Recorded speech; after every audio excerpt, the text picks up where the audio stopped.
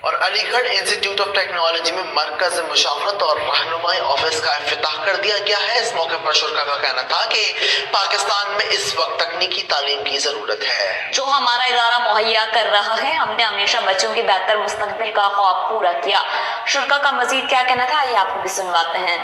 AIT اس اموبا کی ریڑھ کی ہڈی ہے، اس لیے میں کہہ رہا ہوں کہ یہیں سے تجربہ عملی شکل کے لیے سیٹ جو لگایا گیا AIT بھی لگا۔ یہ بلڈنگ یہ تو نہیں ہے، بلڈنگ تو وہ ہماری جو بڑی بلڈنگ ہے باہر وہ بنی تھی شاہ صاحب کی فنڈنگ سے، انہوں نے نگرانی میں بنائی تھی اور ہمارے بریگیڈیئر صاحب تھے۔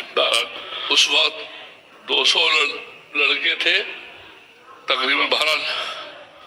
اب اس ادارے میں 2500 اسٹوڈنٹ ہیں اور ٹیکنالوجیز مختلف ہیں ساری، اور پاکستان میں کراچی میں اپنا یہ رول پلے کر رہے ہیں اور اپنی پہچان مثبت بنا رہے ہیں۔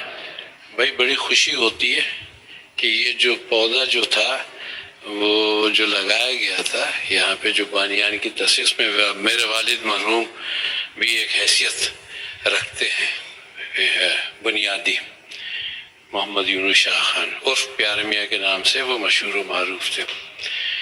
تو اس زمانے میں تو سوچ بھی نہیں سکتے تھے، لیکن یہ A&B بلاک میں تھا پہلے، لیکن یہاں پہ اب ہو گیا۔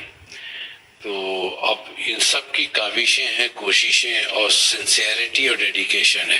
گائیڈنس سینٹر کا سزا ہوا یہاں علی گڑھ میں 9 ٹیکنالوجیاں آفر ہوتی ہیں، اور پاکستان میں اس وقت جو ضرورت ہے وہ ٹیکنالوجی کی ہے اور ڈپلوما اسٹوڈنٹ کی ہے جو ایکچولی یہاں پر ہماری جو مینوفیکچرنگ ہے اس چیز کو سٹارٹ کر سکیں۔ تو اس سال جو ہے ہم لوگوں کو میکینیکل میں اچھے خاصے اسٹوڈنٹ نظر آئے، اور یہاں کے 20,000 ایلمنائی ہیں۔